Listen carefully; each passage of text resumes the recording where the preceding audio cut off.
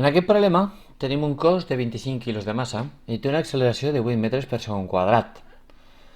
Si no diu res, suposarem que és una acceleració que va en sentit positiu de les X. Quina és la força que actua sobre aquest cos? Bé, el primer que hem de fer és plantejar el nostre cos, dibuixem el nostre cos i dibuixem l'acceleració. Aquesta acceleració, recordem que l'acceleració és una magnitud vectorial, és de 8 metres partit per segon quadrat. També sabem que la massa del cos és de 25 quilos. Com calculem la força que està actuant i cap a on va?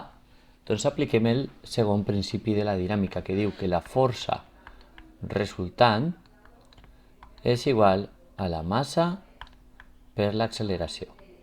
D'aquests valors tenim la massa i tenim l'acceleració i haurem de calcular la força resultant serà igual a 25 per 8 i això fa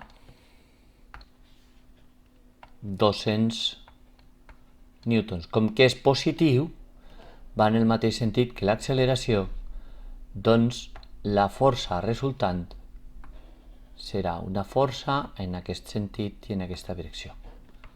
Força resultant igual a 200 newtons.